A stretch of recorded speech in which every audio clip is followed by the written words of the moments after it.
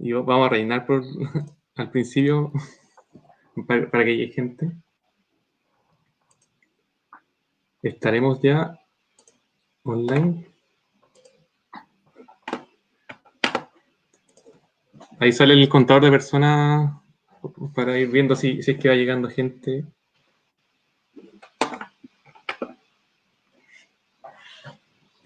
Ahí va llegando las primeras personas a este nuevo conversatorio.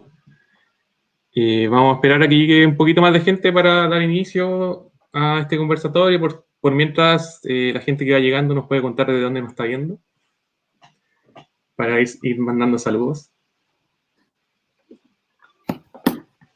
Bueno, y también les queremos contar que esperamos que este sea como uno de los tantos conversatorios sobre este servicio, donde esperamos que las siguientes charlas cuenten con otras voces, como por ejemplo guardaparques o habitantes de comunidades locales, para que nos puedan contar también sobre su visión del proyecto. Entonces esperamos que este sea como el inicio de una especie de ciclo de charlas. Así que para que estén atentos a nuestras redes sociales y vamos a estar informando sobre los siguientes conversatorios. Ya hay más o menos como 20 personas. Vamos a esperar 2 minutos más, a ver si llega más gente.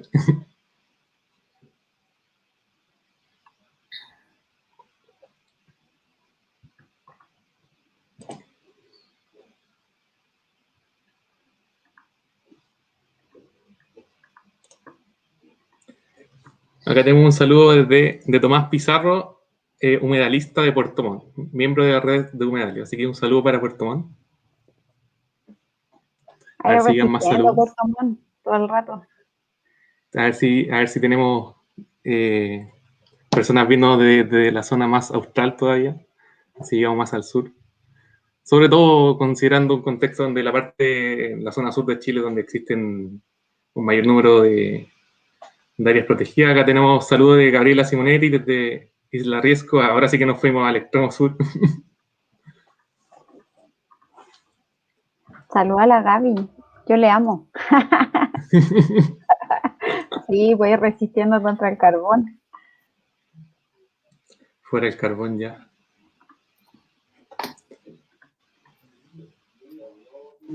Ya yo creo que vamos a ir comenzando y ahí se va a ir sumando la gente a medida que avanzamos.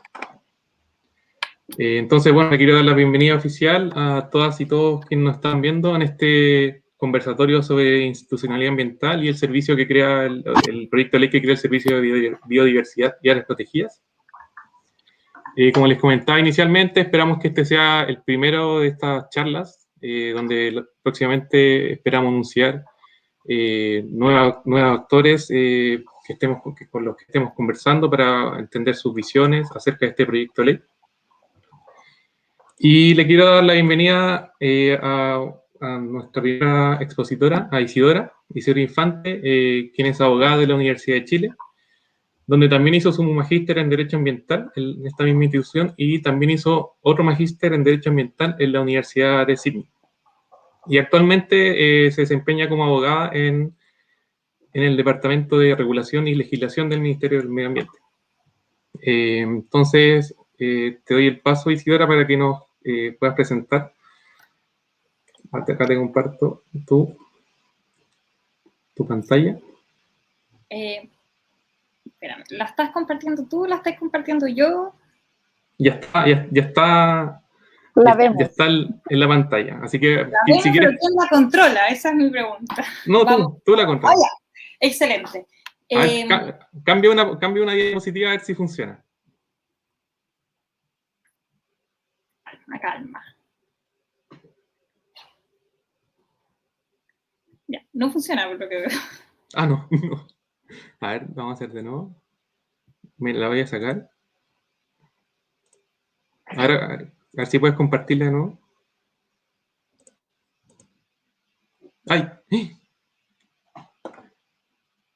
Parece que un problema técnico.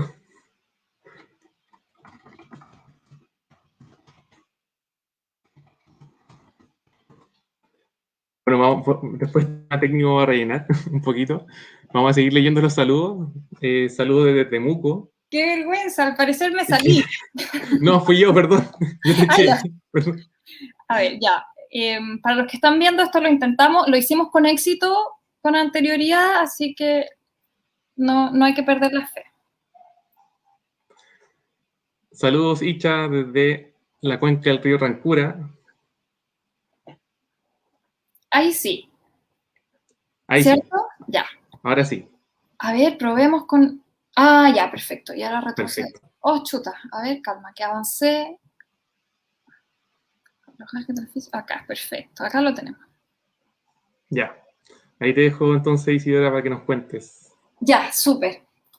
Bueno, mi nombre es Isidora Infante, soy abogada del Ministerio de Medio Ambiente, donde estoy trabajando ya hace un par de años, pero ciertamente en esta oportunidad no vengo en representación de nadie más que para contarles mi propia opinión y mi propia experiencia en la tramitación del proyecto de ley que crea el Servicio de Biodiversidad y Áreas Protegidas. Estoy muy contenta de estar con ustedes y muchísimas gracias por la invitación. Esta presentación es más bien somera e introductoria hacia el proyecto, que la PAME lo va a ver un poquito más en profundidad y se va a estructurar básicamente en 3 partes. Primero vamos a dar un contexto institucional del desarrollo y la institucionalidad ambiental en Chile. Luego les voy a presentar cuál es para mí el principal piedra de tope que dificulta la gestión para la conservación de la biodiversidad, que tiene que ver con una disgregación y una multiplicidad de organismos con distintas funciones, distintas visiones, muchas veces contradictorias, que dificultan enormemente la conservación de la biodiversidad. Y finalmente vamos a hacer una breve reseña a la historia de la tramitación legislativa que ha habido detrás del SBAP, que ya lleva bastantes años y por lo mismo cuesta un poquito recordar todas las instancias de trabajo que se han desarrollado para que hoy día tengamos el proyecto de ley que tenemos. Entonces, el contexto institucional, aquí vamos a hacer un poquitito de prehistoria, ojalá que no se me enoje nadie en la CUNAMA. El modelo institucional anterior a la reforma del 2010 era un modelo que se denominó de coordinación. Es decir, los distintos ministerios tenían servicios dependientes que estaban encargados de gestionar específicos recursos, por ejemplo, el recurso hídrico, la DGA a través del MOP. Y este rol de coordinación era ejercido por la CONAMA en esa época, que a través de sus instrumentos, por ejemplo, los planes de descontaminación, un instrumento muy, muy conocido por todos, realizaba una labor de coordinación de estas distintas autoridades. Pero aquí se generaba una dificultad, porque la verdad es que la CONAMA era una comisión que no tenía rango de ministerio. Por lo tanto, cuando llegaba a los distintos ministerios a decirle, oiga, me parece que es pertinente que usted gestione el aire o gestione el agua de esta manera en pos del medio ambiente, la verdad es que por un tema de jerarquía era muy difícil ejercer esa labor. Por esto mismo, faltando la jerarquía de ministerio, tampoco había un ministerio, valga la redundancia, encargado de elaborar la que podíamos denominar como política ambiental para la época. Y este vacío era suplido en los hechos por el CIA. Y el CIA, que si bien es un instrumento de gestión ambiental muy potente, muy relevante, su objeto de evaluar ambientalmente los proyectos quedaba corto y se le exigía muchísimo más. Se le exigía la definición del ordenamiento territorial, se le exigía la definición de la política de las políticas ambientales, y este era un objeto que ciertamente excedía con creces el diseño del CIA.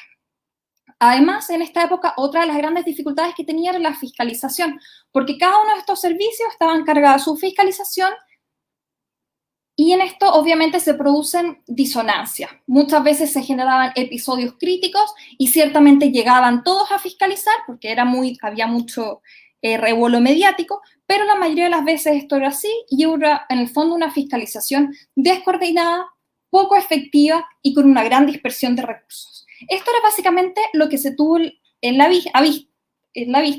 mira, para generar una gran reforma a la institucionalidad ambiental en el año 2010. Este fue un trabajo titánico que se hizo y tuvo por objeto que la CONAMA adquiriera carácter de ministerio, relevar a la CONAMA. Y por una parte se crea el Ministerio de Medio Ambiente, que viene a suplir este vacío normativo con la definición de las políticas ambientales.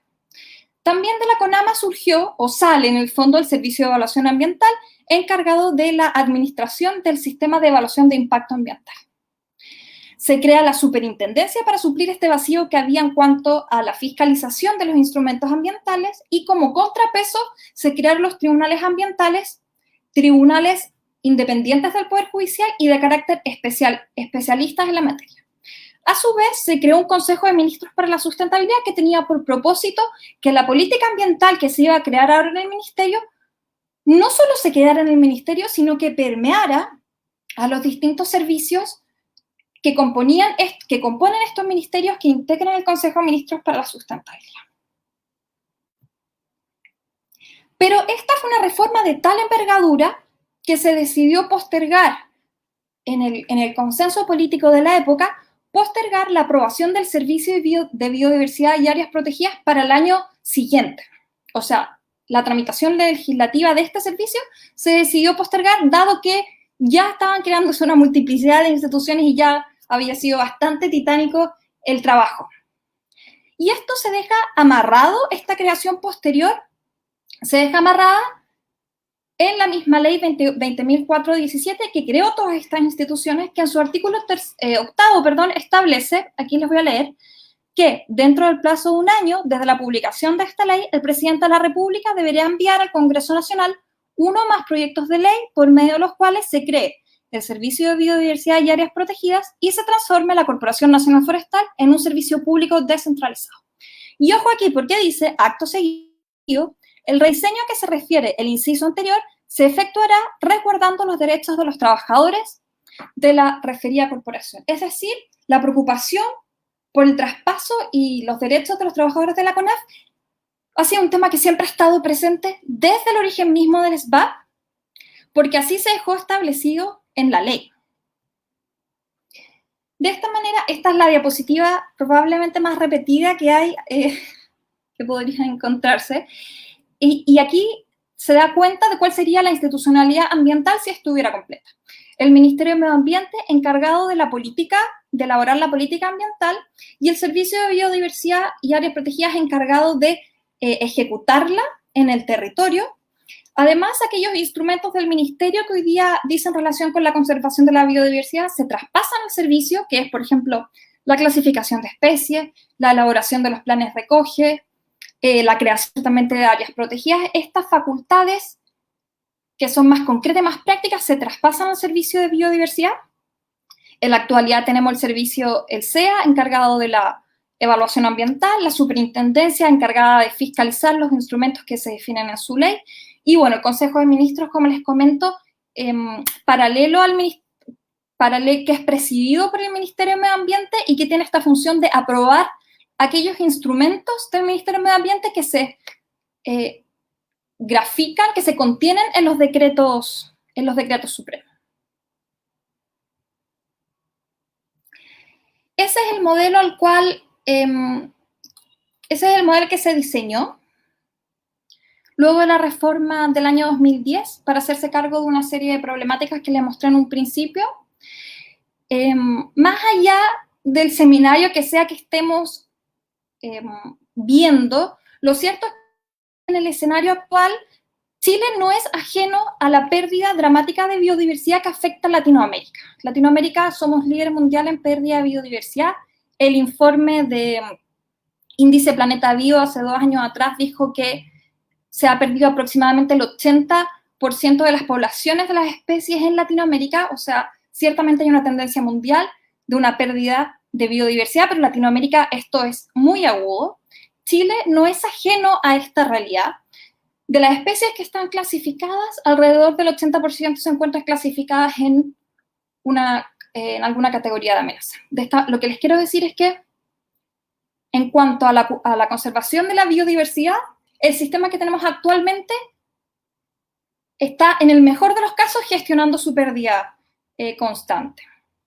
desde mi perspectiva, es la mayor dificultad, la mayor piedra de tope para una conservación efectiva de la biodiversidad, dice relación con la existencia de una multiplicidad de organismos que tienen competencias sobre la biodiversidad o recursos naturales y que tenemos distintos enfoques, muchas veces contradictorios, porque por una parte podemos tener un enfoque de conservación de la biodiversidad y por otra parte muchos organismos tienen un enfoque que se denomina productivo o, claro, que ven como recursos naturales con un enfoque principal en el valor económico que hay detrás, más que en un valor intrínseco de la biodiversidad. Claro, ciertamente es una piedra de tope desde mi perspectiva que no exista un servicio público que esté dedicado exclusivamente a la biodiversidad, porque ciertamente en tanto los servicios públicos tengan fines contradictorios, como es, por una parte, el fomento productivo y la conservación de la biodiversidad, la verdad es que en ese esquema y en esa ecuación, lo más probable es que gane siempre el fomento productivo, en mi opinión. Esta multiplicidad de organismos ciertamente lleva a que haya una multiplicidad de normativa que hace que sea muy complejo entender cómo conversa esta normativa relativa a la conservación de la biodiversidad, si es que conversa. Se producen muchas contradicciones y ciertamente existen vacíos que no nos permiten enfrentar adecuadamente distintas amenazas a la biodiversidad. Caso paradigmático es la ausencia de una regulación para hacernos cargo del problema creciente que representan las especies exóticas invasoras. Esta multiplicidad de normas hace que sea esta materia difícil de abordar, pero no porque sea compleja normativamente en sí misma, sino porque es muy difícil hacerse una idea y entender realmente, como les decía, cómo conversan las distintas normativas. Esta multiplicidad de órganos con competencia, esta multiplicidad de normativas que se desprende porque cada órgano tiene su propia competencia, significa que en la práctica no exista una planificación para la conservación de la biodiversidad, tanto dentro como fuera de las áreas protegidas, con una visión única, con una visión periférica como de bosque para hacerse cargo de las necesidades de todo el territorio, sino que se hace gestión que es fragmentaria. Bueno, como les mencionaba, esta regulación como existe hoy en día genera contradicciones, genera vacíos, genera faltas de certeza, incertidumbres también que afectan tanto el desarrollo económico como la conservación de la biodiversidad. Debiésemos estar todos a favor de que la normativa fuese lo más clara posible. Y también ciertamente se presentan otras dificultades o deficiencias en términos más concretos en relación a la gestión de las áreas protegidas, como las deficiencias del sistema de fiscalización y el sistema de sanciones, que si es que se llegan a imponer sanciones, estas son de una cuantía, no sé si muy disuasiva. Como les mencionaba, para mí, de las principales piedras de tope que hay para una conservación efectiva de la biodiversidad tiene que ver con la disgregación, multiplicidad de organismos y disgregación de competencias. En términos concretos, por ejemplo, en áreas protegidas, tenemos que este es un esquema de los distintos ministerios y servicios públicos que interactúan en la elaboración de las áreas protegidas. Tenemos el Ministerio de Medio Ambiente, que nosotros elaboramos los decretos de creación de los santuarios de la naturaleza, trabajando conjuntamente con el Consejo de Monumentos Nacionales. Tenemos la CONAF, que es el organismo encargado de la administración de aquellas unidades que componen el SNASPE. Tenemos el Ministerio de Bienes Nacionales, que crea otras áreas protegidas, por ejemplo, los parques. Tenemos en el Ministerio de Economía la creación de los parques y las reservas marinas. Y tenemos en Sernapesca el organismo que hace la tuición de estos. Lo cierto es que este esquema no se ve tan complejo, pero luego ya nos vamos dando cuenta de que la normativa de cada una de estas áreas protegidas es distinta. Los procedimientos para crearlos son todos distintos. Ninguno de estos procedimientos contempla participación. Hay unos procedimientos que están más definidos, que son, por ejemplo, los de las reservas y los parques marinos, que es más fácil poder acceder a la normativa y ir entendiendo cómo se hacen. Y tenemos otros procedimientos que la verdad es que están regulados o no regulados. Tenemos otras figuras como el Monumento Nacional, que está contenido en la Convención de Washington, pero una regulación más pormenorizada es muy difícil de encontrar, muchas veces no las hay. Estas normativas cuesta aplicarlas en la práctica, no son consistentes entre sí. Se genera en esto un montón de dificultades que desde mi perspectiva no son necesarias y que se subsanan con una regulación que contemple estándares actuales de participación, ciertamente, que sea la misma para todas las áreas protegidas y que defina una administración coordinada de estas áreas protegidas, porque, bueno, o sea, está claramente aquí establecemos fronteras que no se reconocen en los ecosistemas ni en los procesos, por lo tanto, son un poco inútiles desde mi perspectiva. En la práctica, esto significa que tenemos, por ejemplo, esta situación que es bien particular en el Estrecho de Magallanes, donde tenemos distintas figuras de áreas protegidas. Tenemos Parque Marino Francisco Coloane, un bien nacional protegido, la isla Carlos III, tenemos un Parque Nacional Cahuéscar, tenemos una AMCPMU, Área Marina Costero Protegida de Múltiples Usos, Francisco Coloane, tenemos un bien nacional protegido Río Bachelor. Todos estos áreas protegidas creadas con procedimientos distintos, con regulaciones que son distintas y no conversan y no son consistentes entre sí, administradas por servicios públicos que son distintos. Y la verdad es que ciertamente en este escenario se pierden muchas posibilidades de sinergia. Ciertamente las amenazas que afectan un área probablemente sean muy similares a las que afectan otras. Ciertamente aquí tendría sentido hacer un plan de manejo coordinado entre todas estas áreas. Ciertamente sería más eficiente desde una perspectiva financiera también, y recordemos que los recursos no abundan para estas materias. Así que aquí hay un aspecto importante de crecimiento y una brecha importante donde la institucionalidad ambiental de Chile puede crecer y generar réditos para la conservación. Esta multiplicidad de organismos no es tan solo eso, sino que tenemos visiones que son distintas. Y aquí es donde se genera como la principal, vamos hilando más fino, esta piedra de tope que les comento yo, es aquí donde se generan los mayores roces. Lo que desde la perspectiva o visión del Ministerio de Medio Ambiente es biodiversidad y tiene un valor intrínseco, cierto objeto, ese mismo objeto para otros servicios públicos es un recurso natural y tiene un valor extrínseco, tiene un valor económico y ese es el valor, y en tanto ese valor exista, es relevante esa gestión. Así es tanto para otros servicios como el SAG, como CONAF, que tienen esta doble militancia, que por una parte tienen facultades de conservación, pero también están al alero de ministerios que son de índole productivo. Ciertamente, cuando el cambio de uso del suelo para fines de desarrollo de la agroindustria es uno de los mayores drivers de pérdida de biodiversidad, es complejo poder, desde un organismo que tiene por propósito el fomento de esta industria, que prepondere o priorizar una conservación de la biodiversidad. Es una contradicción que yo creo que es muy difícil de sobrellevar. Por eso es relevante que exista un servicio al alero, un servicio de carácter público, al alero de un ministerio del medio ambiente que tenga por único propósito la conservación de la biodiversidad y que no se debata con un fin productivo. Esta existencia de distintos servicios públicos con distintas visiones, en el fondo fragmentaria,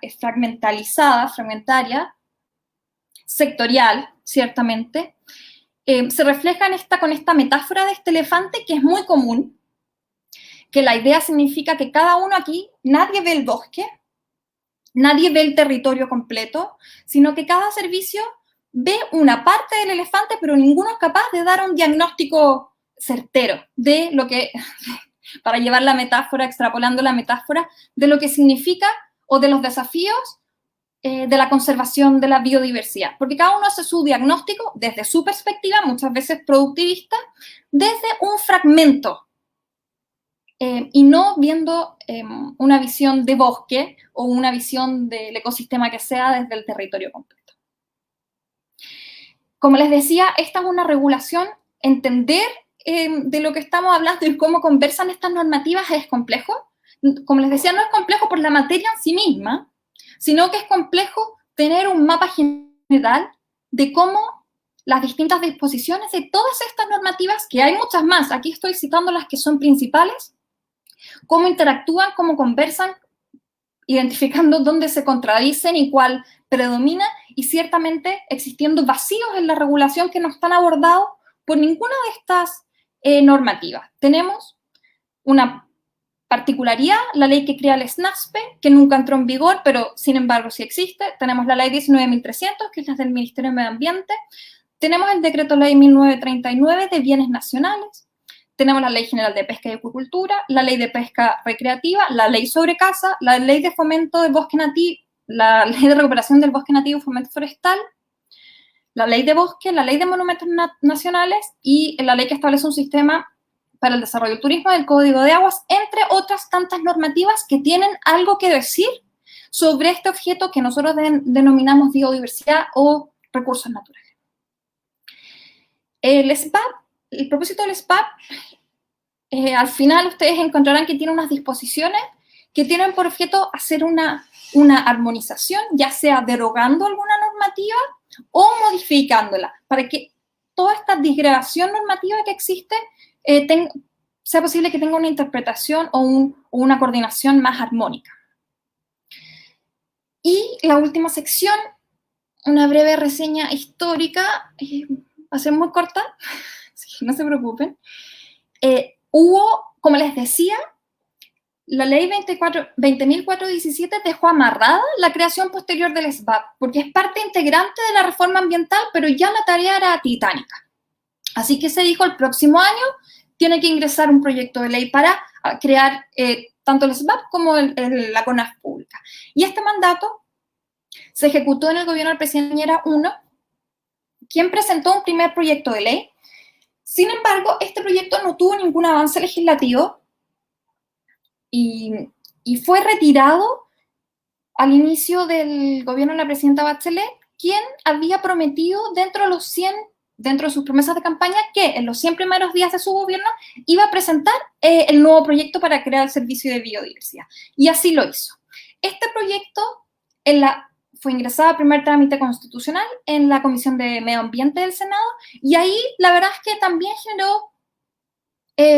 se solicitó, desde los parlamentarios solicitaron la conformación de una comisión asesora parlamentaria que estuvo integrada por ONGs y académicos del ámbito de las ciencias que analizaron el proyecto y realizaron sugerencias de mejoras. Estas mejoras fueron vertidas en un boletín de indicaciones, que ese es el término técnico, boletín se tramitan las leyes, e indicaciones son las formas como uno cambia un artículo que se está discutiendo. Así que se incorporaron estas modificaciones que venían de la Comisión Asesora Parlamentaria. En paralelo se comienza a desarrollar la consulta indígena del proyecto, y esto en la práctica se hizo de la siguiente forma. Todos aquellos artículos que tenían alguna mención o algún contenido que fuese relacionado a pueblos indígenas, se postergó su tramitación para el final y se siguió avanzando viendo aquellos otros artículos. Mientras tanto, se iba desarrollando la consulta indígena.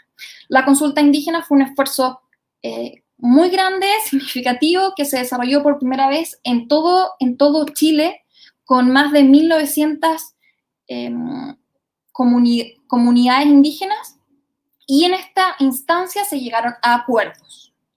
Esos acuerdos fueron vertidos a su vez en un boletín de indicaciones y se ingresó al Congreso. En este link que les pongo acá, ustedes pueden revisar el informe que se elabora al final del proceso de la consulta, que da cuenta detallada de la asistencia, las reuniones, qué sé yo, de los distintos acuerdos, de las distintas etapas, que se lo pueden descargar en el link. Se presentaron las indicaciones producto de la consulta indígena. Todas estas fueron incorporadas desde la consulta indígena a las indicaciones, y de las indicaciones a la ley que se está tramitando. Aquí no hubo una modificación, como les digo, se vertieron tal cual. Luego de esto, bueno, esto fue bastante tiempo, ahora es como la versión resumida. Se finalmente se aprobó el proyecto de ley por la Comisión de Medio Ambiente del Senado.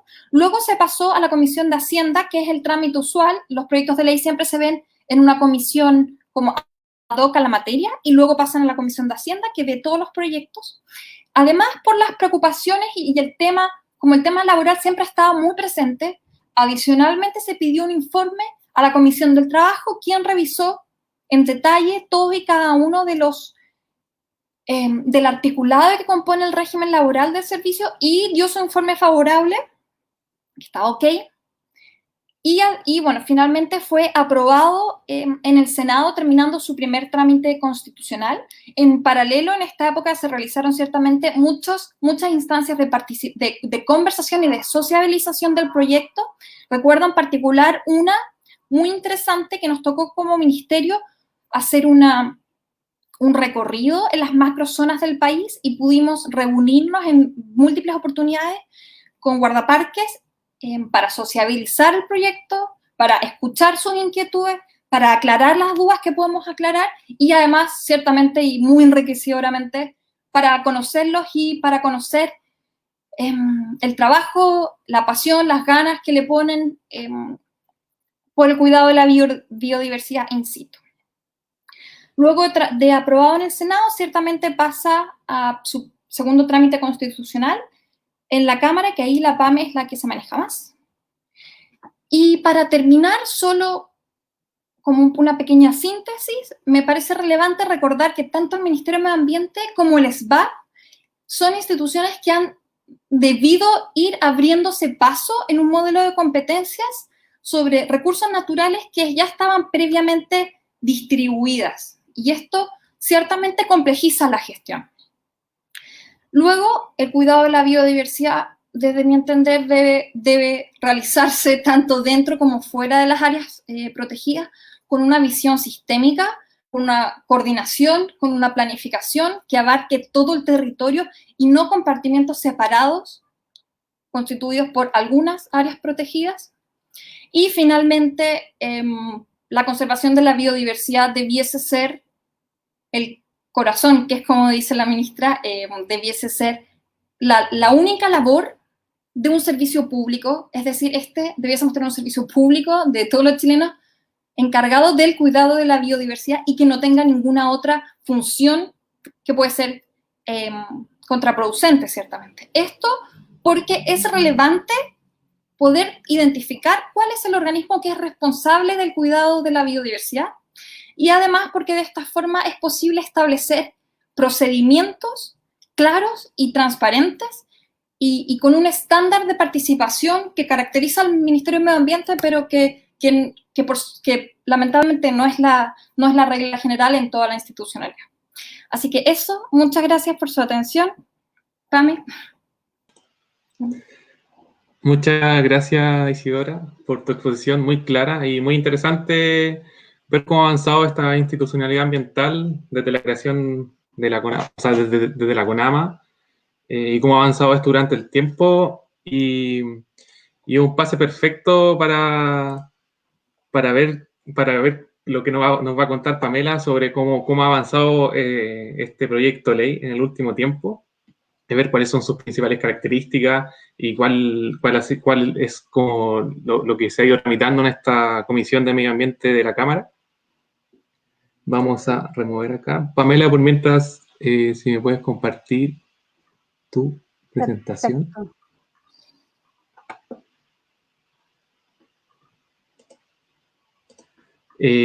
Ahí está. Bueno, Pamela Po es politóloga y magíster en sociología con más de 10 años de experiencia en temáticas de medio ambiente, agua, energía y minería. Y actualmente se desempeña como coordinadora de políticas públicas e incidencia en Chile Sustentable y es integrante de la red de politólogas.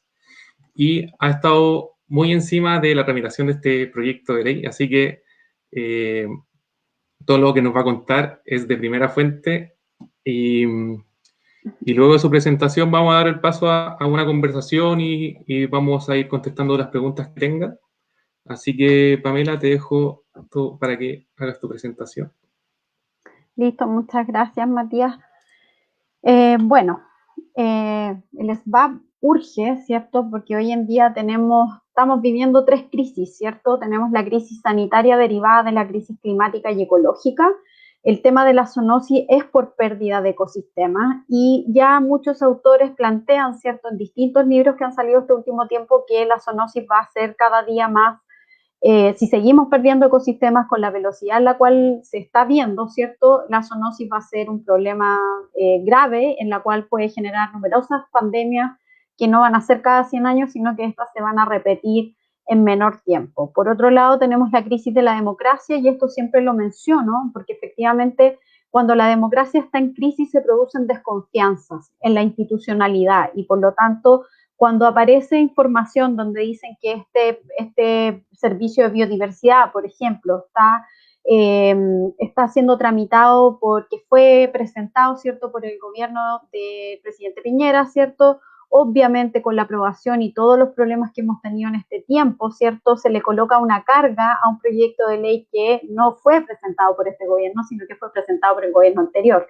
Entonces, en ese sentido también se generan estas como desconfianzas en las cuales creo que no ayudan en absoluto a mejorar ciertos aspectos de nuestra democracia. Por otro lado, como ya lo mencioné, la crisis climática y ecológica es una crisis grave, tenemos poco tiempo para poder remendar en cierto modo. Aquí me tomo las palabras de Antonio Guterres, ¿cierto?, que planteaba que hay que hacer las paces con la naturaleza, y para aquello necesitamos contar y completar, ¿cierto?, la institucionalidad ambiental. El contexto climático, ¿cierto?, del país, el país cumple 7 de las 9 vulnerabilidades de la Convención Marco de Naciones Unidas, ¿cierto? Contamos con áreas costeras de baja altura, zonas áridas, semiáridas, bosques, propensión a los desastres. En Chile, en realidad, si bien el Ministerio de Medio Ambiente se ha preocupado más del tema de mitigación, ¿cierto?, como para jugar en las grandes ligas en relación a bajar emisiones, el tema nuestro y el tema grave que tenemos, ¿cierto?, es materia de adaptación.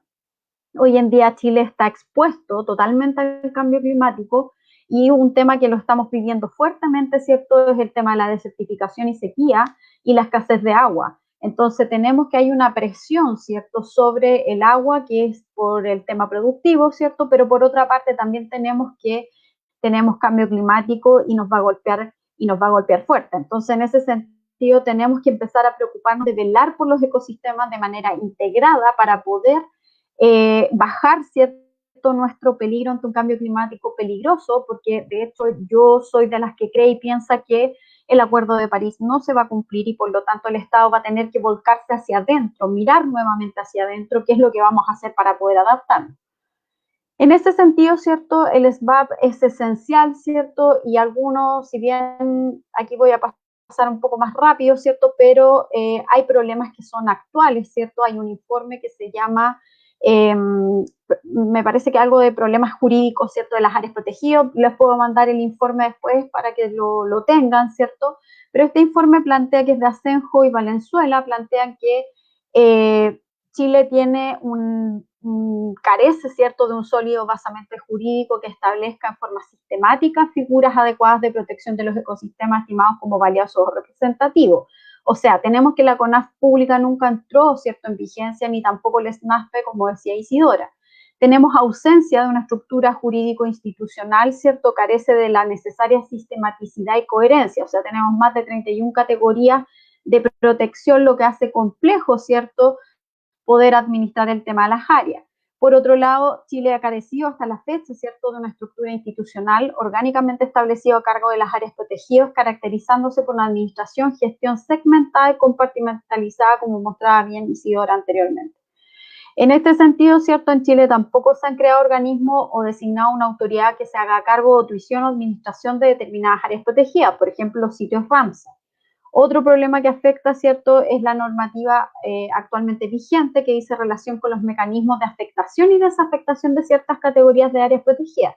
Y en este sentido, acá el informe plantea que hoy en día se están afectando o desafectando áreas por decreto, en el fondo, y no estaría operando aquí la Convención de Washington ni nada por el estilo, que todo el mundo cree que los parques no se tocan y tenemos que hay actividades productivas en muchas áreas protegidas. Entonces actualmente tenemos un problema grave es urgente dar cumplimiento al mandato establecido en el artículo 35 de la ley 19.300, o sea, en el fondo, poder fomentar e incentivar la creación de áreas silvestres protegidas privadas, porque solamente con las públicas no tenemos muy protegido todo, y sobre todo porque las áreas protegidas se concentran hacia el sur. Tenemos duplicidad de normas aplicables a un territorio, ¿cierto? O sea, se superponen distintos normas, ¿cierto? Existen problemas de superposición de áreas protegidas y hay problemas de litigios también. Por otro lado, tenemos que no hay ninguna forma en estos momentos de generar áreas protegidas, no hay incentivos, ¿cierto?, para generar áreas protegidas privadas. En la actualidad muchas áreas protegidas cuentan con planes de manejo, pero el tema es que no hay un enfoque metodológico para los planes de manejo. Cada área tiene su plan de manejo como a su pinta, por decirlo así. Entonces acá hay temas que hay que unificar también. Las condiciones y los recursos financieros materiales con que se efectúa el manejo de las áreas protegidas no permiten en la actualidad en general verificar si la biodiversidad está siendo conservada o si están enfrentando adecuadamente las amenazas.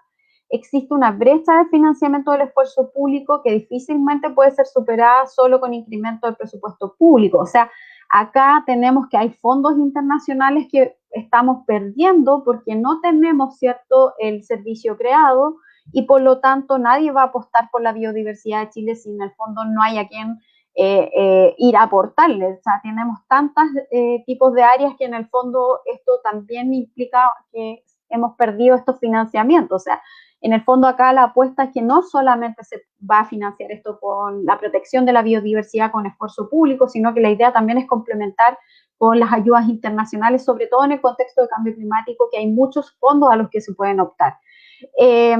Y esto en general, ¿cierto? Existe en la actualidad también una brecha entre la temática de la producción científica y las prioridades de investigación y generación de conocimiento para la toma de decisiones en las áreas protegidas del país, siendo necesario sistematizar y retroalimentar la información de base.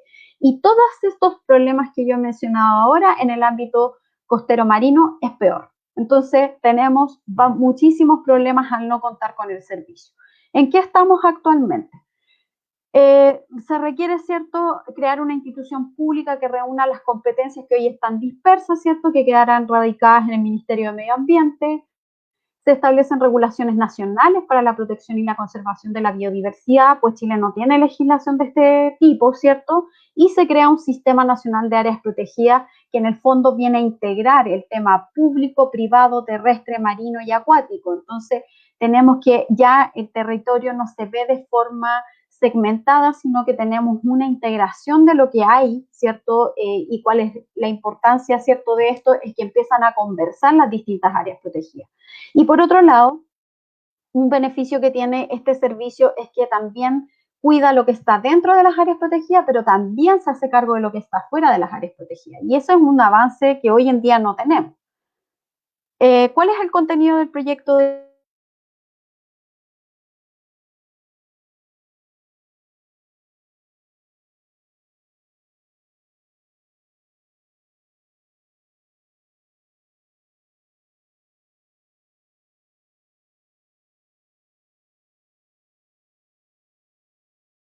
objetivo? Es un total avance en relación a lo que tenemos hoy en día. Tenemos que también en el artículo 2, ¿cierto?, están los distintos principios. Yo creo que acá cabe mencionar los más interesantes desde mi visión es el tema de la coordinación, ¿cierto?, el de no regresión, que en el fondo las áreas protegidas que tenemos son nuestra base y de ahí vamos creciendo, ¿cierto?, el precautorio, preventivo y de sustentabilidad. Por otro lado, tenemos que en su artículo 3, ¿cierto?, existen numerosas definiciones y algunas de ellas han sido incorporadas, ¿cierto?, en la tramitación de la Cámara o también han sido mejoradas, ¿cierto? Algunas de las que han sido mejoradas son la de área degradada, humedal, biodiversidad o diversidad ecológica, corredor biológico, especie nativa, plan de manejo, etcétera. Por otro lado, tenemos que en su artículo 4 y 5, ¿cierto?, se encuentran las normas generales del servicio y las funciones y atribuciones entre las que encontramos, y estas son las que más interesantes me parecen, el promover, apoyar y ejecutar acciones de educación, sensibilización, información, capacitación y comunicación sobre el valor de la biodiversidad, sus amenazas y su relación con el cambio climático. pronunciarse sobre los impactos de los proyectos o actividades sobre la biodiversidad, incluyendo condiciones o medidas para mitigar, restaurar, compensar, etc. Por otro lado, tenemos que en sus artículos 6 y 9, ¿cierto?, se establece que el servicio tendrá un director nacional. Esto es muy importante porque hoy en día el director de CONAF es nombrado a dedo, o sea, acá vamos a tener en el fondo un concurso para poder optar a ser director. Entonces eso también hace que sea un ente más bien técnico y no tan que tenga un tema político involucrado, ¿cierto? Un servicio además que es desconcentrado territorialmente, ya que contará con sus direcciones regionales y poseerá también, ¿cierto?, un comité científico asesor. En su artículo 10, ¿cierto?, se define que este servicio contará con patrimonio propio asignados por la ley de su presupuesto, pero también se abre esta puerta que yo mencionaba anteriormente, que está el tema de la cooperación internacional, ¿cierto?, ingresos propios, etcétera. Se diversifica el financiamiento y esto es súper importante porque hoy en día tenemos prácticamente solo financiamiento público y eso hace que también las áreas estén un poco abandonadas en cuanto, porque obviamente existen otras prioridades que son educación, vivienda, etcétera. Entonces, en ese sentido se entiende que a veces se malentiende, encuentro yo, porque aquí debiera haber mucho más financiamiento, pero bueno, es lo que nos toca y hay que hacerse cargo. Por otro lado, tenemos que del artículo 11 al 22 se regula el régimen de personal. Esto todavía no ha sido votado, pero está pendiente y hay algunos informes ya de la Dirección del Trabajo, por ejemplo, que ya arrojan que en el fondo, al parecer, el articulado no tendría ningún tipo de problema. A su vez, tenemos que del artículo 23 al 52, que comprende el título 3, ¿cierto?, se establecen los instrumentos para la conservación, lo que se realizará tanto dentro como fuera de las áreas protegidas, ¿cierto? En ese sentido, tenemos que acá hay una innovación porque podemos ver el estado, ¿cierto?, de la biodiversidad tanto dentro como fuera. Por otro lado, va a existir un sistema de información de la biodiversidad que contará con toda la información necesaria para gestionar la biodiversidad del país, ¿cierto? Se almacenará y manejará los datos de observación sobre ecosistemas y especies, información georreferenciada sobre su entorno abiótico, acuático y terrestre, imágenes espaciales, servicios ecosistémicos, áreas protegidas, ecosistemas amenazados, etcétera. Por otro lado, también van a existir los planes de monitoreo de la biodiversidad, que además tendrá en cuenta los conocimientos científicos, saberes tradicionales de los pueblos indígenas y locales. Entonces, en ese sentido, aquí tenemos una integración de saberes que también creo que es algo sumamente importante hacer y es relevante, ¿cierto?, que el servicio lo tenga. Existirá la clasificación de los ecosistemas. Por otro lado, las municipalidades de manera individual o asociada, ¿cierto?, podrán solicitar al servicio el reconocimiento de un paisaje de conservación y por otro lado se regulan las reservas de la biosfera con cierto articulado que también es importante que esto se aborde porque ha ocurrido que las reservas de la biosfera, como no es un área protegida, reconocida, es algo que nombra una entidad foránea, ¿cierto? A veces hay problemas con la compatibilidad de lo que se puede hacer dentro de un área de una reserva de la biosfera o no. Tenemos instrumentos para la protección y manejo sustentable de humedales, ¿cierto? Existirá un inventario de humedales. Por otro lado, hay un permiso que es, a mí no me gusta mucho, pero la verdad es que en el fondo para poder modificar o hacer alguna alteración, ¿cierto?, física de otros, de humedales que no están inventariados o que no están en sitios prioritarios, ¿cierto? En el fondo se hace este permiso, pero la idea es que no puede modificar ni alterar físicamente tampoco las estructuras y funciones del humedal. Entonces, en ese sentido, algunos lo ven como un avance en el sentido de que se puede, está regulado en el fondo, qué es lo que se puede hacer y no es que al no mencionarlo, ¿cierto?, uno lo dejaría fuera y al no estar regulado se hace lo que se quiere en el fondo y que es lo que vemos hoy en día con los humedales. A su vez, se establecen instrumentos para la conservación de especies y su variabilidad genética a través de planes de recuperación, conservación y gestión de especies. Se podrán establecer también monumentos naturales para la protección de especies. Y el artículo 44 que plantea la prevención, control y erradicación de especies exóticas y exóticas invasoras. Y este también es un avance importante porque hoy en día tenemos que en muchos lugares las especies exóticas invasoras están están mermando la biodiversidad del país y pongo de ejemplo el tema de los castores en el sur.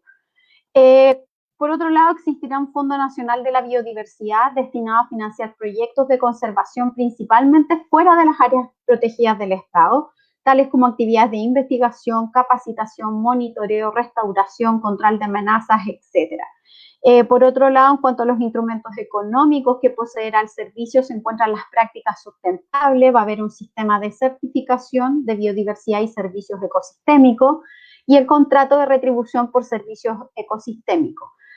Un avance en la Cámara es que los bancos de compensación fueron rechazados, ¿cierto? Y fueron rechazados con el apoyo del Ejecutivo, y hago esa mención porque eso significa que estos bancos de compensación no van a ser repuestos con otras indicaciones en el avance de la tramitación.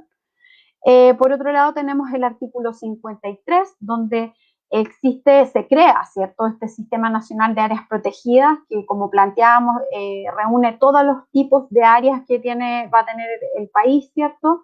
Y lo interesante es que en la Cámara se homologaron las áreas protegidas en relación a lo que tiene la Unión Internacional, a las definiciones, ¿cierto?, de áreas que tiene la Unión Internacional para la Conservación de la Naturaleza. Y lo interesante de esto es que queda mucho mejor, reduce la cantidad de áreas, ¿cierto?, de tipos de áreas, no las que tenemos actualmente, sino que estas van a pasar a ser o un parque, o una reserva de región virgen, o un monumento natural. Y entonces ese es el tema de la homologación, en lo cual queda mucho mejor definido el objeto de protección y lo que se puede hacer en un área o no. En el caso de la reserva de región virgen, parque nacional y monumento natural, no se pueden hacer actividades extractivas. O sea, aquí esto no se pueden tocar. Después viene la reserva nacional, ¿cierto? Las áreas de conservación de múltiples usos y áreas de conservación de pueblos indígenas, las cuales sí puede haber un uso sustentable, pero ese uso sustentable no puede modificar el objeto de protección en el fondo. Entonces aquí pueden haber algunas actividades en las cuales, sobre todo pueblos originarios, van a poder también, que ya algunos lo hacen, ¿cierto? Algunos tienen algún tipo de concesión. Por otro lado, se reconocen además los humedales Ramsar en la ley, así que aquí tendríamos también una protección o una vigilancia, ¿cierto?, del servicio sobre estos humedales. En el artículo 67, además, se dejan cerradas las actividades extractivas para las categorías más fuertes de las 6 mencionadas anteriormente. En cuanto a la desafectación de un área protegida en los casos de parque nacional y reservas de región virgen, se tendrá que hacer por ley. Como yo les mencionaba, dentro de lo que está pasando hoy en día, que se están afectando o desafectando áreas por decreto. Entonces, es una cuestión muy blanda para poder, en el fondo, no estamos protegiendo realmente. Y por otro lado, tenemos que además se regula la modificación o desafectación de un área protegida como caso excepcional, pero está regulado. Hoy en día eso no está regulado. Tenemos además que se reglamenta de cómo se elabora un plan de manejo de un área protegida, los que son de carácter obligatorio, los contenidos de esto, cómo se revisan, etc. Se fijan atribuciones a los guardaparques, quienes será la autoridad competente para el manejo y fiscalización de las áreas protegidas del Estado. Por otro lado, desde el artículo 83 y 93, ¿cierto?, se fijan las concesiones que pueden ser entregadas en áreas protegidas, las que podrán ser científicas, educativas y turísticas. En ese sentido, tenemos que hoy en día se requiere de investigación, ¿cierto? Se requiere de llevar gente a las distintas áreas protegidas que poder conocer nuestra biodiversidad. Y en ese sentido, creo que el tema turístico, que ha sido bastante polémico en los últimos días, también está regulado. O sea, no es cualquier turismo, tiene que ser un turismo de bajo impacto también, que no modifique, ¿cierto?, el área, el objeto de protección. Actualmente se entregan este tipo de concesiones, ¿cierto?, pero tienen baja regulación, entonces lo que hace es servicios regulares cómo estas se van a entregar. Además, para que haya algún tipo de concesión turística, científica y educativa, el área protegida tiene que tener un plan de manejo, o sea, no se puede establecer una concesión si no existe ese plan de manejo. Como decía la letra D también en esta regulación, en el caso de las concesiones de turismo deberán además desarrollarse bajo la modalidad de un turismo ambientalmente responsable, de bajo impacto sobre el entorno natural y sociocultural y ajustadas al respectivo programa de uso público. Habrá un comité técnico también que revisará el tema del otorgamiento de las concesiones, existirán bases de licitación, se reglamenta la adjudicación y las transferencias de estas. O sea, tampoco es que esto quede así abierto, que a alguien se le otorgue la la concesión y hace lo que quiere con la concesión. El proyecto que venía del Senado además establecía las concesiones sectoriales en su artículo 96, las que en la Cámara se prohibieron, ¿ya? Para todas las áreas en este caso, y se establece además un sistema de fiscalización, ¿cierto?, dentro de las áreas protegidas de parte del servicio. Se establece un articulado que se hará a cargo también de las áreas protegidas privadas, se regula la solicitud para crearlas, las que se crean a través, es cómo se modifican, cómo se desafectan, cómo se transfieren. También hay un artículo que ha sido criticado, pero me da la sensación que es porque no se entienden, por una parte, es el de las áreas protegidas privadas, que es el 108, ya que se establece que el incentivo para crear estas áreas a través de algunas exenciones tributarias. Y esto es porque si yo tengo un territorio y decido, no sé, que en este caso, en la legislación actual, que sea un santuario de la naturaleza, ¿cierto?, y lo estoy, como entre comillas, no explotando de forma productiva, sino que lo estoy conservando, la idea es que haya un incentivo para que yo no decida no explotarlo en este caso. Entonces, para eso están estas exenciones tributarias, para hacer ese incentivo de generar áreas protegidas privadas. El artículo 110 sobre prohibiciones en las áreas aún se encuentra pendiente de votación, ya que hay un debate en cómo se puede perfeccionar, y se aprobó un nuevo artículo que prohíbe, ¿cierto?, los organismos genéticamente modificados en las áreas protegidas. Por último, el servicio contará con fiscalización, ¿cierto?, con respecto a los cumplimientos de planes de manejo de todas las áreas, permisos, concesiones, planes de restauración, convenios de convendación, etcétera. Infracciones, ¿cierto?, se establecen fuera y dentro de las áreas. Denuncias, cualquier persona podrá denunciar también las infracciones a esta ley. Existen sanciones, ¿cierto?, multas, además de las responsabilidades civiles y penales que se puedan establecer, y también existe la reclamación, ¿cierto?, ante las decisiones de la administración del Estado. Entonces también acá hay un sistema que va a estar regulado, todo el tema de la fiscalización y sanción. Por último, ¿cierto?, el proyecto tiene el potencial de convertirse en una herramienta eficaz para la conservación de la biodiversidad en Chile. Se continúan incorporando mejoras en su segundo trámite constitucional, se presentaron 192 indicaciones en la Cámara de Diputados, ¿cierto?, y de estas 192 yo creo que ya se han votado alrededor de por lo menos 2/3, entonces ya queda bastante poco, sigue avanzando el proyecto, y se requiere tener una visión ecosistémica integral ante la crisis climática y ecológica.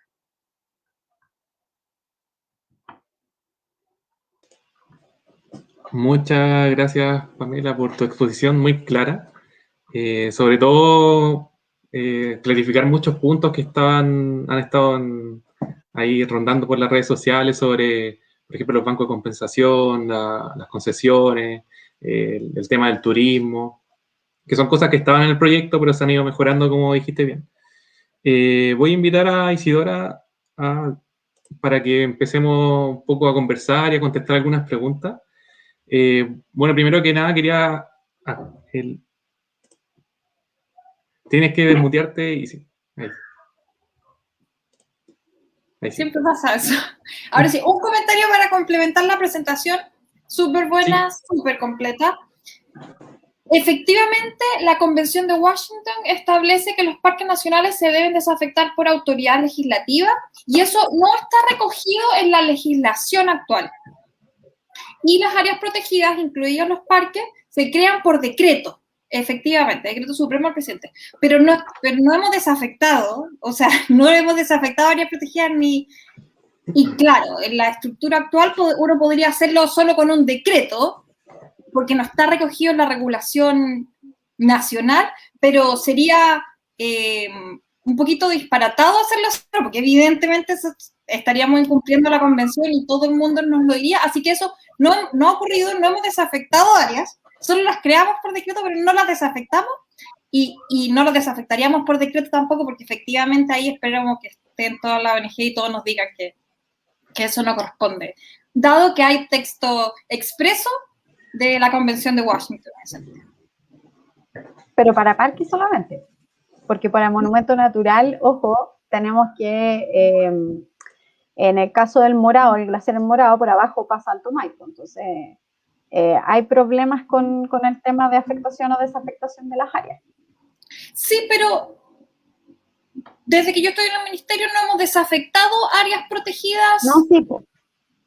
Sí, eso quería, para que no quede esta sensación de que hacemos y deshacemos áreas protegidas, porque no es tan fácil. Sí, así es. No es tan fácil. Bueno, primero quería agradecer a toda la gente que está mirando esta charla, que es bastante.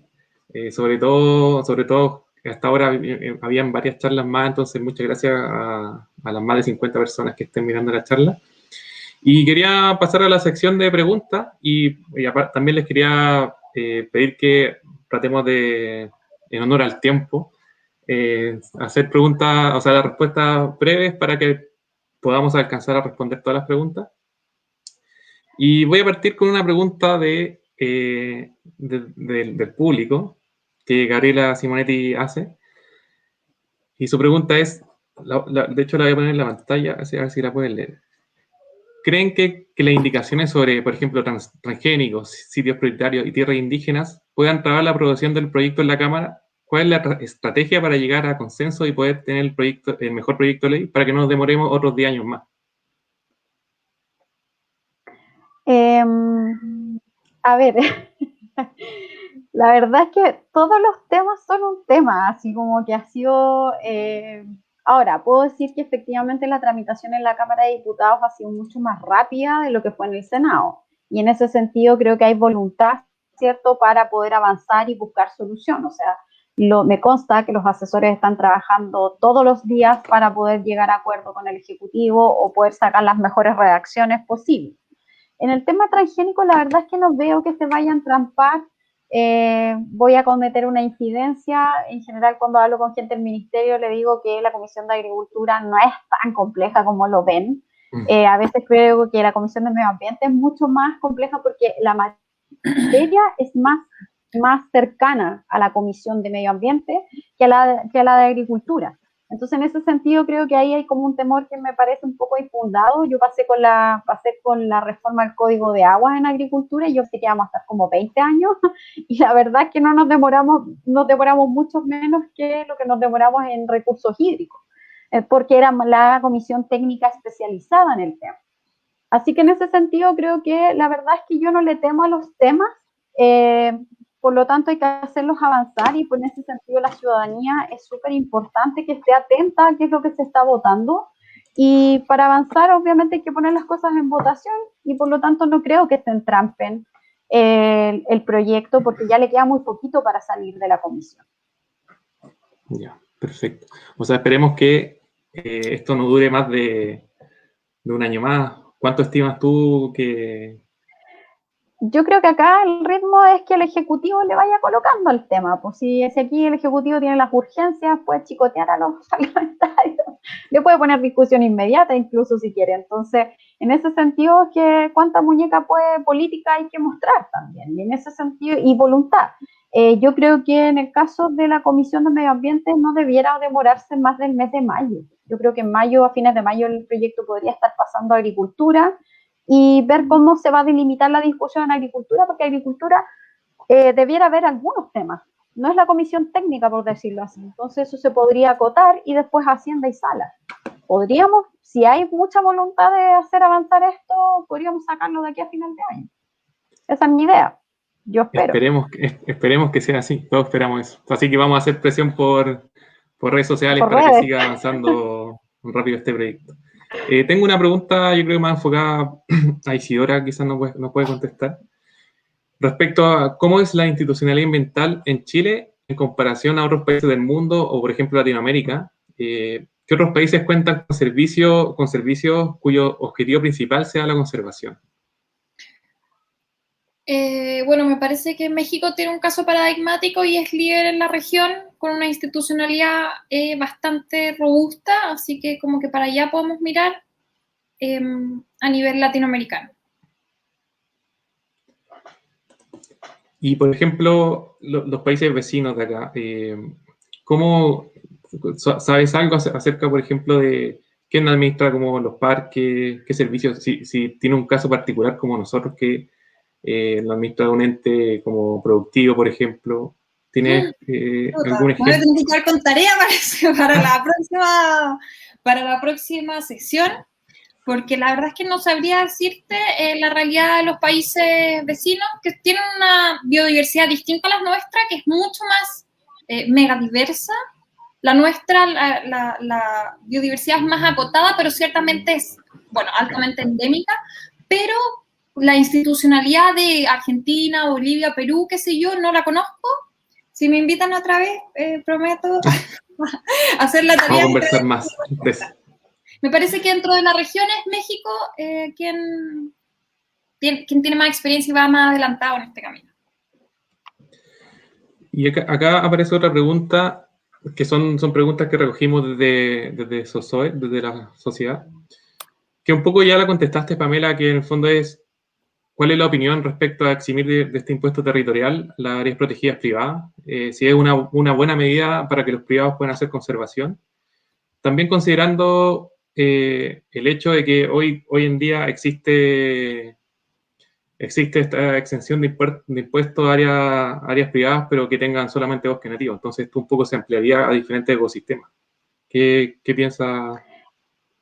O sea, yo estoy de acuerdo si incentiva que no se explote, ¿cierto?, un área, porque además no estamos así, aquí en Chile hay pocos millonarios que tienen muchas áreas protegidas, estamos hablando como de pequeños propietarios que tienen áreas protegidas que las sacan como con harto pulso adelante, o sea, no hay muchas ayudas estatales que digamos para esto, entonces se requiere incentivar en el fondo y por último con ciertas exenciones tributarias me parece que si se incentiva cuidar la biodiversidad que se está perdiendo dramáticamente, yo la verdad es que estoy de acuerdo. O sea, hoy en día, por ejemplo, las plantaciones forestales o las operaban el 701, por ejemplo, estaban exentas de tributación. Entonces, ¿por qué no un área protegida privada, por decirlo así? Entonces, me parece que si los forestales pueden tener, ¿cierto? Las plantaciones pueden tener exenciones tributarias, ¿por qué no un área protegida de conservación? O sea, así lo veo yo, por lo menos. Claro, sobre todo en un contexto que existe un déficit de presupuesto como para conservación. O sea, para complementar el esfuerzo que hacen desde la conservación privada es digno de nota, de todas maneras hay que relevarlo, cumplen un rol súper importante. Me parece que un incentivo tributario de exención de ciertos impuestos me parece que es lo mínimo porque ellos desde ya incurren en costos. Se elabora un área protegida, un decreto, y ahí se establece que tienen que desarrollar un plan de manejo. Y eso ya es costo hundido, así que por lo menos una exención tributaria es como razonable. Hay una pregunta, sorry, que veo que el tema de los santuarios de la naturaleza, si se van a reclasificar, sí, se van a reclasificar. Ahí está. Esa, exactamente, así que a Ricardo Rifo le respondemos que sí, se van a reclasificar y ahí son los dueños que van de santuarios, por ejemplo, van a como son áreas privadas, ¿cierto? Van a decidir o a qué área quieren optar en el fondo, como a qué se homologan. Así que siguen siendo áreas protegidas, por si acaso. Acá hay otra pregunta. Complementando un poquito, esta situación se genera porque hoy en las áreas protegidas, el santuario de la naturaleza es la única figura que admite un área protegida de propiedad privada. Por lo tanto, con independencia de las características del predio, este podría aspirar en realidad a ser un parque nacional, pero es privado, y el privado no lo quiere donar al Estado, sino que lo quiere mantener dentro de su patrimonio. La única alternativa que tiene es encauzar esta área, que tiene, por ejemplo, vocación de parque, en santuario de la naturaleza, porque esa es la única que hoy en día permite propiedad privada. En cambio, el día de mañana, la propiedad privada no va a ser un factor para determinar qué categoría de área es, sino que sus atributos. Así que, por lo tanto, esta es la reclasificación a la que se están refiriendo. Bueno, acá hay otra pregunta que está en la pantalla, que está destinada a Isidora, pero la pueden responder ambas.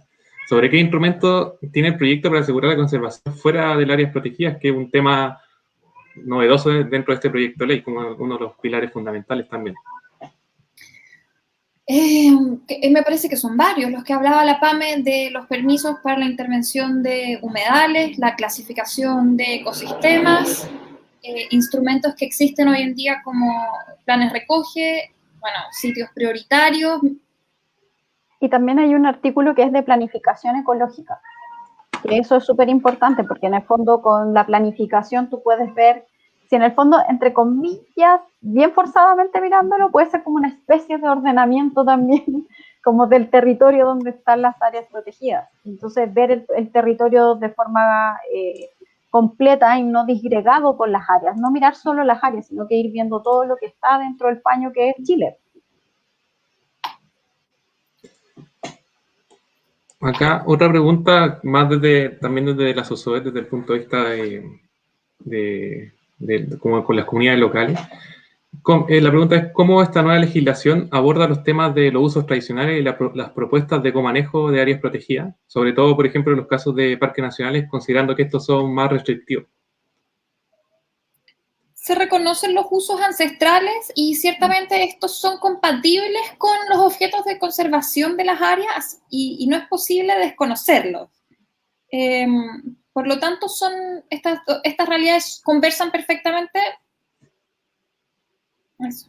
Sí, y ahí complemento que el plan de manejo lo tiene que como considerar. Entonces, obviamente, también si se entrega una concesión, por ejemplo, turística, científica, también va a tener que considerar, ¿cierto?, el uso ancestral que se pueda producir dentro de un área protegida. Entonces, en ese sentido, está considerado como también la participación de las personas de los pueblos originarios, ¿cierto? Y también de la gente que está alrededor de un área protegida.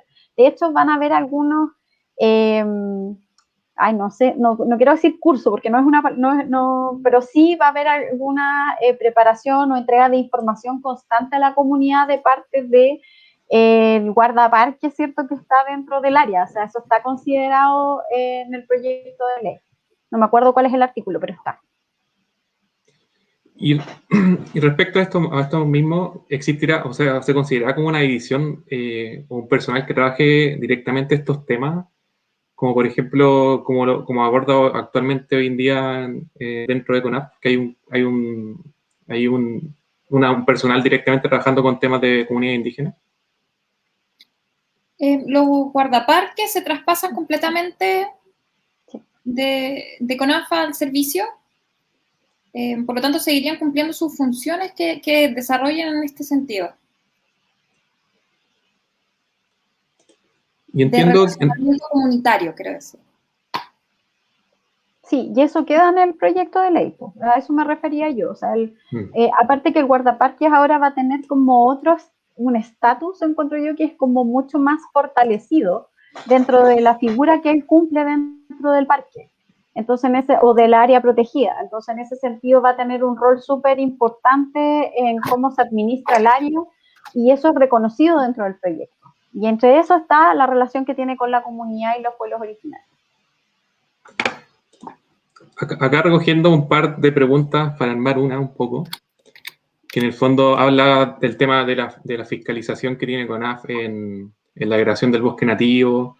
En el fondo, ¿cómo el SBAP puede evitar un poco, y un poco Pamela lo expuso en los diferentes instrumentos, pero por ejemplo un caso que ocurrió hace poco, cómo evitar el ejemplo de Mocho Chashuenco, donde existen infracciones dentro del área protegida, cómo el SBAP podría regular eso, por ejemplo, que hoy en día no sucedió. Sí, se establecen disposiciones relativas a la fiscalización y a las sanciones de los distintos instrumentos que contempla la ley. Se reconoce que ciertos guardaparques que cumplan unos cursos de capacitación y qué sé yo, van a tener funciones de fiscalizadores que hoy no las tienen. Se establece un sistema de sanciones para las infracciones que se cometan al interior de las áreas protegidas o a otros instrumentos del SPAP, que es similar al sistema de sanciones que está establecido para la Superintendencia del Medio Ambiente, con otra cuantía. Es una cuantía menor, más enfocada a una infracción hecha por una persona y no una infracción hecha por una empresa, qué sé yo. Por la Cámara la subió. Ah, ya. La subieron. Pero la lógica es similar. Claro, distinguimos entre infracciones que sean graves, leves, qué sé yo, gravísimas, y eso es un avance súper importante en el proyecto que hoy día está completamente ausente. Y dentro del mismo, una pregunta que parece como en la misma línea más o menos, respecto a este caso y a los privados, que lo voy a poner en pantalla, que dice, los privados pueden negarse a sumarse a las áreas protegidas privadas, a este sistema, dado, por ejemplo, este caso que estuvo hace unas semanas. ¿Qué pasa con los privados que se quieran negar? Pero ¿en qué situación? Yo necesito más antecedentes antes de dar una opinión en este caso, porque no entiendo bien cuál es la situación. Lo que yo entiendo es como si es que se puedan negar a formar parte del servicio de biodiversidad. No, porque el área es una reserva, po. ¿Es una área protegida hoy en día? Sí, po, es una reserva, ¿o no? Pero Willow Willow es privado. Me imagino que acá hay un contrato de concesión, ¿cierto? Yo me imagino. En un área protegida, ¿cierto? Vamos. Bueno, si nos pueden dar más antecedentes, Rodrigo, para poder estar de mejor manera. O sea, si Willow Willow está dentro de un área protegida, ¿cierto? Y estamos haciendo política ficción. Si Willow Willow está dentro, es una concesión dentro de un área protegida, la verdad es que tú perfectamente puedes, el servicio tiene capacidad para esa concesión terminarla, porque no está cumpliendo el plan de manejo, pues si estáis desviando agua, es como de un glaciar, ¿cachai? Es como, estáis robando agua en el fondo. Entonces, en ese sentido, si ese fuera el tema, no es una concesión dentro del área, ¿cierto? Si fuera ese el tema. No creo que Willow Willow, a no ser que es es biológica, es privada. Si fuera en ese caso, si es una reserva privada, igual va a tener que reclasificarse. No se puede negar en ese sentido, si igual ahí es una ley. Ahí yo no estoy tan segura, porque esto no está, o sea, si es privada y esto no tiene ningún reconocimiento del Estado hoy en día, yo creo que puede seguir manteniendo el régimen que tiene actualmente. No tiene ninguna obligatoriedad de incorporarse a un área protegida dentro de las que se reconocen o establecen con el SPA. Así que este caso está complicado, vamos a tener que dejarlo para una sesión posterior. Sí, pero en ese caso igual, ojo, porque el tema de lo que ocurrió, estás transgrediendo otras leyes. O sea, acá puede haber una persecución penal, administrativa, entonces en ese sentido no es menor, porque el tema del desvío de agua es gravísimo. El problema es que en este país está con muy bajas multas. Entonces, hay un tema ahí que es de otro cuerpo legal en el fondo, por decirlo así. Y la destrucción de glaciares no está regulada tampoco. A ver, vamos viendo si siguen llegando. Hay un montón de preguntas. Sí, perdón si dejamos de lado alguna. ¿Alguna fácil? Una fácil, ver. Sí, alguna fácil.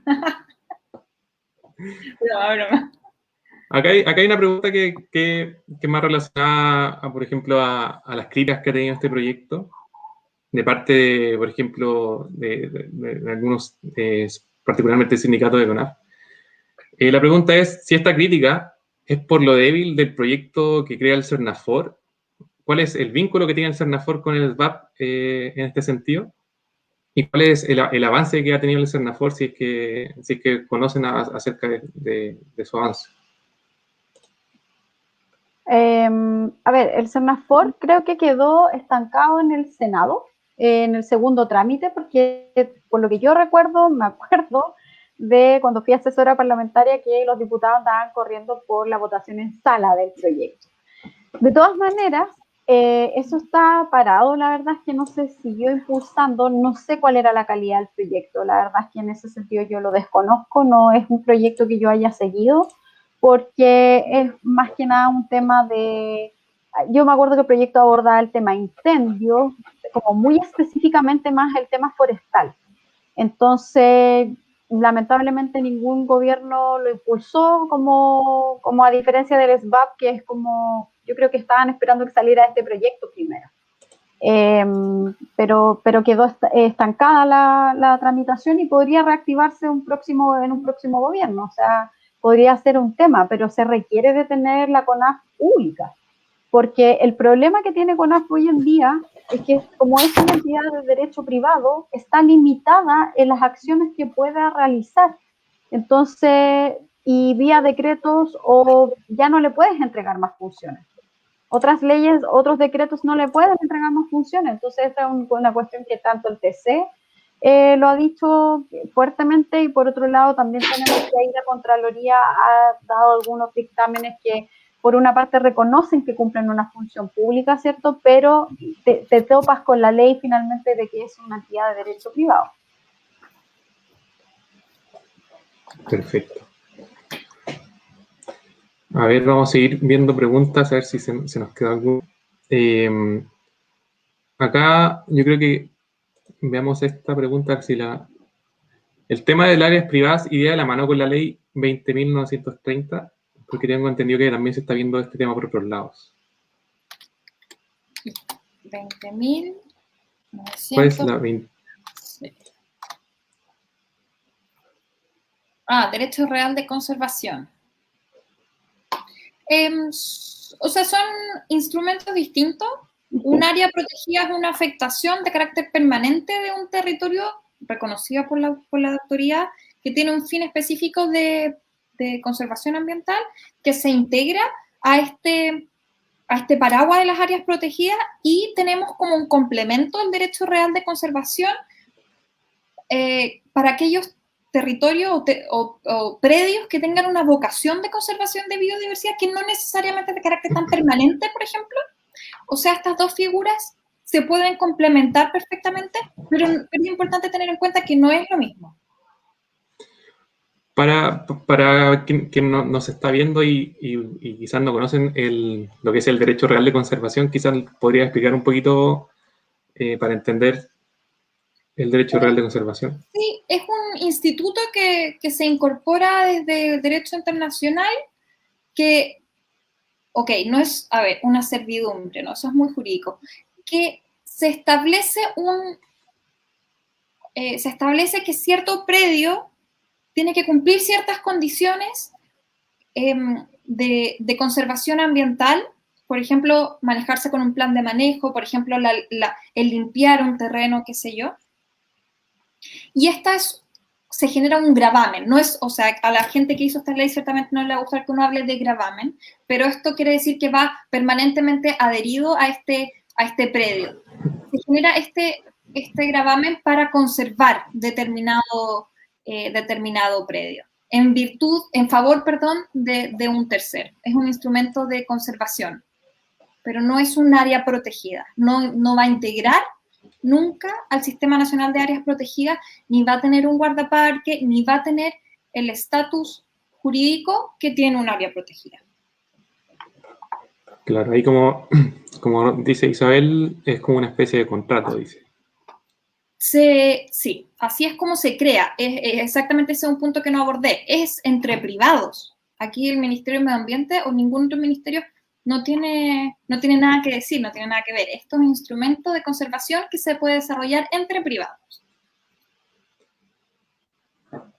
Había una pregunta que era más que nada saber dónde podía encontrar como los resultados de la consulta indígena. Eso puede ser fácilmente, nosotros la podemos poner a disposición, pero también en la página del ministerio está disponible. Yo lo estuve viendo ahora y no forma parte del informe que les compartí, pero esta información que está en el ministerio es un boletín de indicaciones, no recuerdo el número, pero basta con pedirlo con el boletín de indicaciones que resultó de la consulta indígena, y esto se entrega a través de la Ley de Acceso y Transparencia sobre la Información Pública. De todas maneras, igual hay un informe. Cuando uno ingresa a consultas públicas que ya se cerraron, está el tema de varios documentos de la consulta indígena, como el consolidado, y por otro lado tú puedes entrar con el número de boletín a la tramitación del proyecto en el Congreso. Si tú colocas en el Senado el número 9404-12, en tramitación de proyectos, la pestaña de tramitación de proyectos, ahí tú ves todas las indicaciones que se han ingresado, y las del 2016, si no mal recuerdo, en septiembre fueron las de la consulta indígena, que tienen que ver como resultados finales. Entonces, tiene que decir, probablemente tiene que estar como numerado, mencionado, ¿cierto? Que es como un documento del Ejecutivo el que ingresó en el fondo, ¿ya? Así que en ese sentido ahí lo pueden también encontrar. Bueno, yo creo que en honor al tiempo vamos a tener que ir cerrando y yo creo que quedan muchas preguntas de la gente dando vueltas, así que por lo tanto vamos a tener que seguir haciendo estos ciclos de charla que últimamente han estado bien concurridos. He visto hartas charlas del servicio de biodiversidad, así que me alegro por ese lado que se esté discutiendo junto, o sea, que se esté abriendo también hacia de los distintos grupos y a la ciudadanía. Y quería darle el espacio para que puedan decir algunas palabras de cierre, quizás hablar sobre cuáles son los desafíos que le queda a este proyecto o a la institucionalidad ambiental en Chile, para ir cerrando este conversatorio. No sé si quieres, Isidora o Pamela. Sí, reiterar como la necesidad de que haya un servicio público dedicado exclusivamente a la conservación de la biodiversidad, que ese sea su único foco. Y por otra parte, no, eso. No estaba preparada para unas palabras de cierre. Eso no la quiero embarrar, así que eso es lo esencial. Bueno, por mi parte, yo creo que hay que empezar a mirar las cosas de forma holística. Hoy en día existe una crisis climática y ecológica grave. Se va a extinguir 1 millón de especies si seguimos en esta lógica extractiva de desarrollo antropocéntrico, etcétera.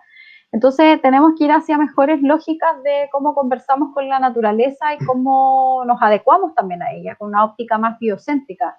Y en ese sentido creo que también para poder abordar el tema de la adaptación al cambio climático se requiere tener este servicio porque nos falta esta pata, ¿cierto?, de la mesa, pues. Y tenemos la SMA, todo el mundo reclama y dicen, ay, pero ¿cómo se permiten, cierto, salmonicultura en áreas protegidas? Bueno, porque no hay un servicio de biodiversidad, pues, y ese es el problema que tenemos con lo que está pasando. Hay una arremetida extractiva, entonces, si queremos en el fondo empezar a ver una mejora en ese aspecto, en un país que se dedica al extractivismo, entonces se requiere este servicio, y en ese sentido, si esto no sale, vamos a pasar mucho tiempo más viendo las aberraciones que estamos viendo todos los días. Y por último, aclarar también, porque me han llegado varios comentarios de distintos lados, es que como que se tuviera que parar la tramitación de proyectos porque está la nueva Constitución. Y eso hay que desmitificarlo, porque la nueva Constitución, ¿cierto?, se va a demorar 2 años probablemente, se tiene que ratificar, puede que no se ratifique con el plebiscito de salida, o sea, no sabemos lo que va a pasar. Y en esa incerteza hay que seguir generando leyes y las que se van a tener que adecuar, ¿cierto?, posteriormente a la legislación nueva, a la nueva Constitución. O sea, tú vas a tener que adecuar toda tu legislación. La gente que cree que el tema constitucional se acaba en los 2 años, lo siento, pero eso no va a ser así, porque probablemente vamos a estar 10 años cambiando leyes en el Congreso para adecuarlo a la nueva Constitución. Así que ese no es un temor que haya, esa aprehensión hay que empezar a eliminarla en ese sentido. Así que yo me quedo con estas palabras finales. Claro, y nuestra biodiversidad no puede seguir esperando más tiempo. Además. Así que muchas gracias por sus exposiciones, estuvieron muy buenas, muy claras, muy precisas. Espero haber despejado muchas dudas de la gente y esperamos vernos prontamente en alguna otra charla. No tenemos fecha todavía, pero estén atentos a nuestras redes sociales, que por ahí estaremos informando sobre futuras charlas y vamos a seguir dándole visibilidad a este proyecto y a su tramitación. Así que muchas gracias a todas y todos por estar acá y nos vemos. Chao.